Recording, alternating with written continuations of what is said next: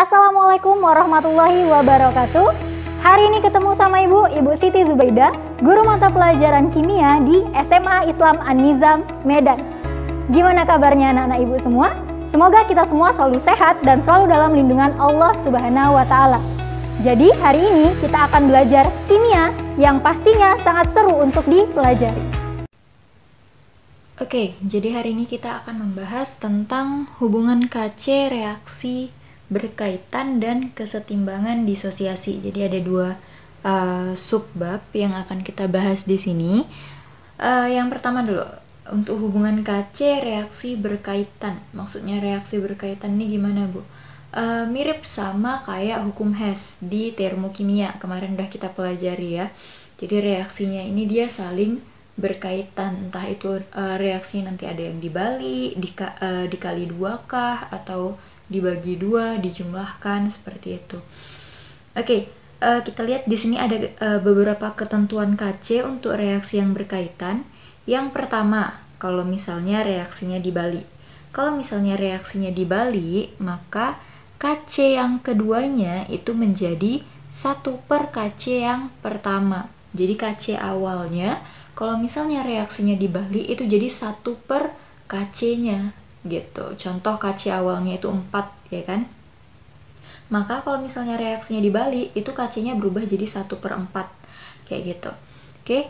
Kemudian yang kedua di sini, kalau misalnya reaksi dikali N, itu KC-nya menjadi KC pertama dipangkatkan N. Jadi dikali berapa dia, itulah dipangkatkannya. Contoh misalnya reaksinya dikali 2, ya kan? Maka KC-nya itu berubah menjadi KC dipangkatkan 2, seperti itu. Oke. Kemudian yang ketiga, kalau misalnya KC-nya ini bukan dipangkatkan ya, tapi dibagikan. Ini dibagi. Nah, kalau misalnya KC-nya dibagikan sebesar N, maka KC-nya itu berubah menjadi akar N dari KC yang pertama. Contoh misalnya dia bagi 3 nih reaksinya, ya kan? Kalau misalnya reaksi dibagi 3, maka KC-nya itu berubah menjadi akar 3 dari KC awalnya tadi, kayak gitu. Nah, kalau misalnya reaksinya ini dijumlahkan, kadang kan kita nyari reaksi kayak di hukum Hess kemarin, bagian hasil akhir ini kan harus kita jumlahkan ya reaksinya. Nah, di sini reaksinya kalau dijumlahkan itu KC-nya tinggal kita kali aja, gitu, oke? Jadi ini beberapa ketentuan KC untuk reaksi yang berkaitan, gitu ya. Di sini untuk lebih gampangnya udah ada contoh, katanya 2NO setimbang N2 ditambah O2 dengan KC 4. Kemudian reaksi yang kedua itu ada NO ditambah setengah O2 setimbang NO2 dengan KC-nya 10, gitu. Nah, di sini yang ditanya KC dari N2 ditambah 2O2 menghasilkan 2NO2. Berarti di sini untuk mencari KC dari N2 ditambah 2O2 setimbang 2NO2 ini kita gunakan data yang ada di atasnya, data yang ada di soal. Mirip seperti hukum Hess ya kemarin itu. Oke, kita lihat di sini ya. Pertama, untuk kita lihat satu-satu N2 dulu. N2 di sini kita lihat di atasnya, dari data di atas di mana ada N2, ada di reaksi yang pertama, ya kan? Nah, terus N2-nya di sini kan yang diminta N2-nya sebelah kiri ya. Sementara di data pertama N2 itu ada di sebelah kanan. Maka reaksi yang pertama ini harus kita balik. Jadilah dia berubah reaksinya setelah kita balik menjadi N2 dalam fase gas ditambah O2 juga dalam fase gas setimbang 2NO. Ya kan? Reaksinya berubah menjadi seperti ini karena dia dibalik. Nah, KC-nya tadi katanya kalau misalnya reaksi dibalik, KC-nya berubah menjadi 1 per KC yang pertama. Maka KC-nya awalnya 4, dia berubah menjadi KC sama dengan 1 per 4. Oke? Nah, ini karena reaksinya dibalik ya. Ini reaksi yang pertama dia dibalik. Kemudian kita lihat di sini ada O2. Untuk O2 kita lihat dia ada di dua data ya, ada di dua-dua reaksinya. Maka kita skip dulu, kita cari yang eksklusif, kita cari yang NO2. Nah, NO2 kita lihat di sini dia ada di data kedua, ya kan? Nah, terus katanya NO2-nya ini letaknya ada di kanan.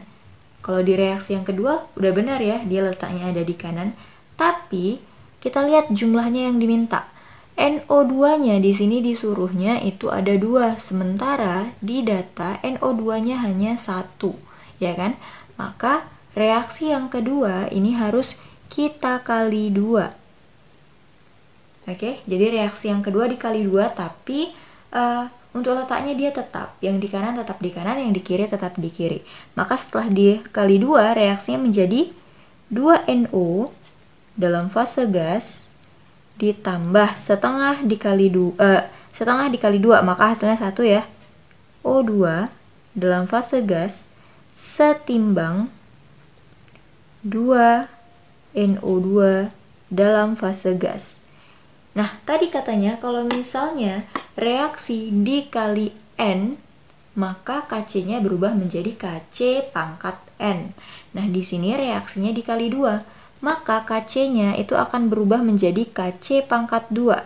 Berarti 10 pangkat 2. 10 pangkat 2 itu hasilnya adalah 100. Ya kan? Terakhir tinggal kita jumlahkan aja si reaksinya. Nah, kita lihat di sini mana yang sama. Itu bisa kita matikan ya. Kalau yang satu ruas kita jumlahkan, kalau misalnya yang beda ruas itu kita matikan. Oke, seperti di sini ada 2NO di sebelah kanan dan 2NO di sebelah kiri. Kita coret. Oke, nggak ada lagi ya yang sama. Sekarang tinggal kita jumlahkan aja.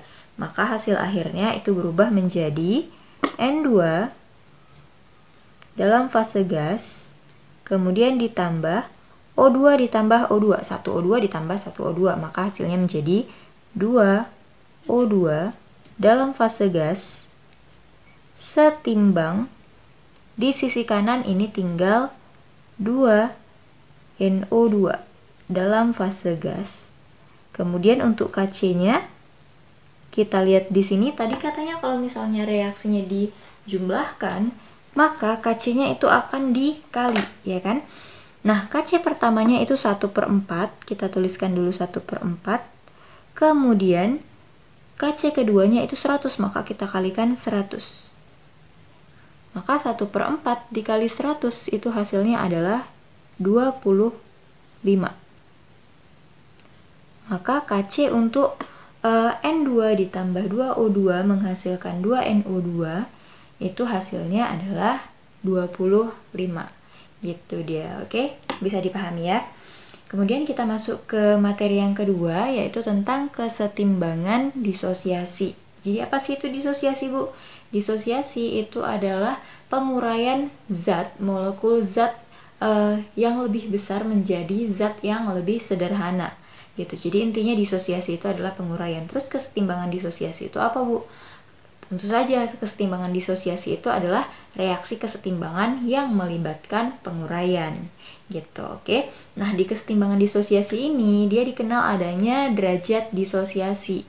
Di mana derajat disosiasi ini menunjukkan banyaknya zat yang terurai dalam reaksi penguraian ini, gitu. Nah, derajat disosiasi ini dia dinyatakan dengan mol zat yang terurai, atau kalau kita buat yang di mula-mula bereaksi sisa, itu di bagian bereaksinya dibagikan dengan mol mula-mulanya. Itulah derajat disosiasi. Oke. Nah, derajat disosiasi ini dia kadang berupa angka desimal 0 komaan, jadi dari 0 sampai 1. Kadang juga dibuat dalam bentuk persentase gitu. Jadi sebenarnya itu sama aja. Oke. Nah, di sini untuk lebih gampangnya udah ada contoh, katanya 2HI menghasilkan H2 ditambah I2. Jika reaksi tersebut terjadi dalam ruang 1 liter, 4 mol HI terurai 50%.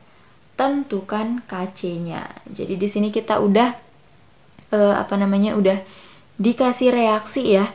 Udah dikasih reaksi, terus kita juga dikasih mula-mula dari si HI-nya. Katanya mula-mula HI-nya itu 4 mol gitu. Nah, terus katanya dia terurai sebanyak 50%. Maka Kc-nya ini berapa? Kita buat dulu reaksinya ya. Kita tuliskan reaksinya 2HI dalam fase gas setimbang H2 dalam fase gas dan I2 juga dalam fase gas. Kita buat mula-mula bereaksi sisa. Nah, kita perhatikan di sini mula-mula HI-nya di situ katanya adalah 4 mol. Jadi kita tuliskan di sini 4 mol. Kemudian katanya dia terurai sebanyak 50%. Kira-kira yang 50% ini apa? Yang 50% inilah derajat disosiasinya atau alfanya. Oke. Nah, dari derajat disosiasi ini bisa kita cari mol yang terurai atau mol yang bereaksi untuk HI. Oke.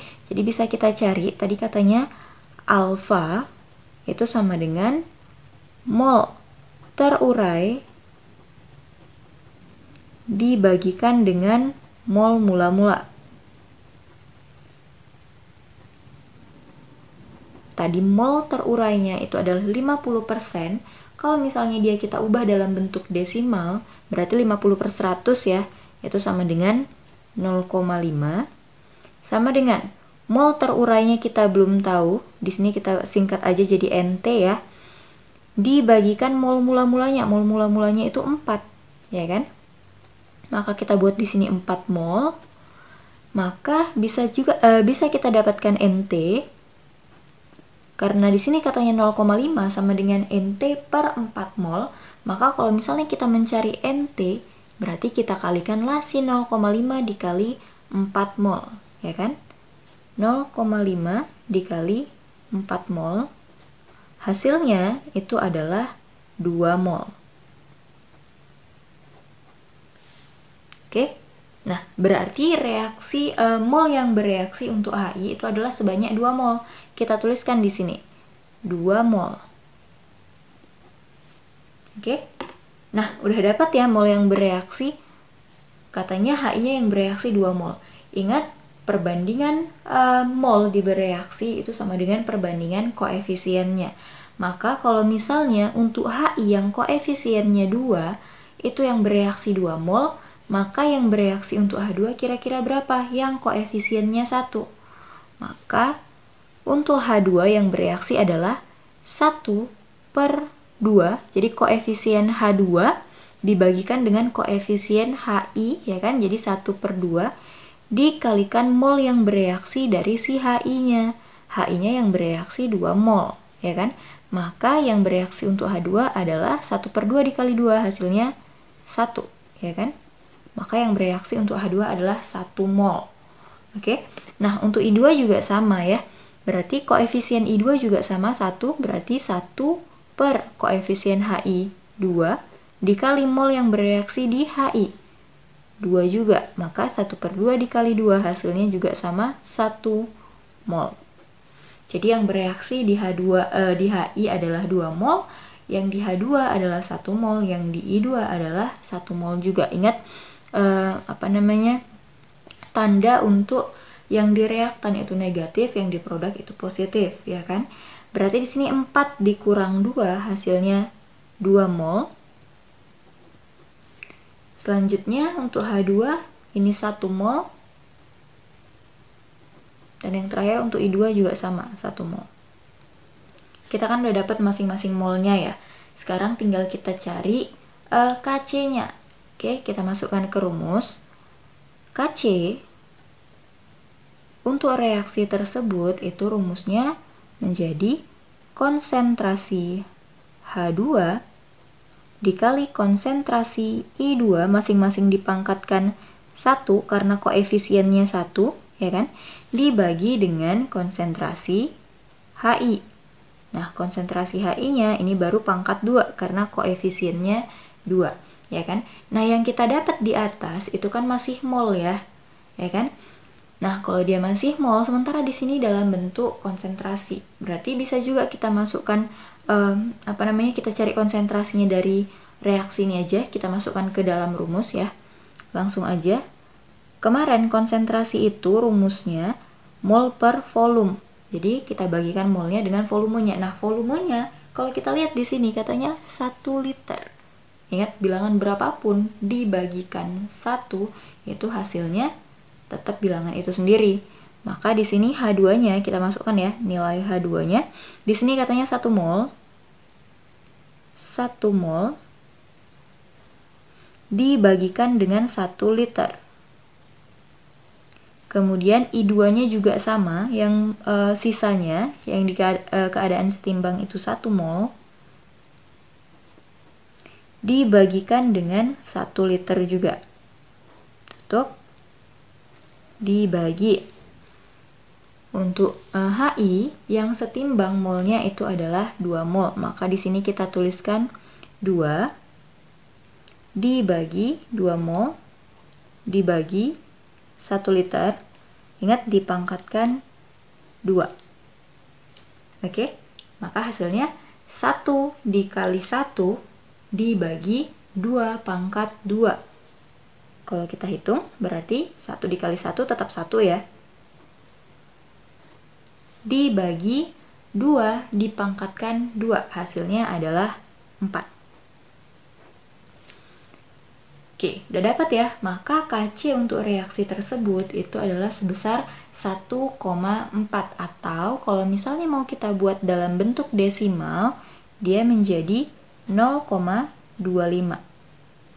Ini dia. Jadi inilah Kc untuk reaksi tersebut gitu. Jadi kayak gitu ya cara mencari derajat disosiasi. Tinggal kita lihat aja mol terurai atau mol di bagian yang bereaksi dibagikan dengan mol mula-mulanya gitu. Oke, bisa dipahami ya.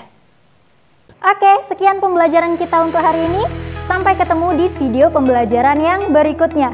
Jangan lupa like, komen, dan share video ini. SMA Islam An-Nizam, unggul, cerdas, Islami. Assalamualaikum warahmatullahi wabarakatuh.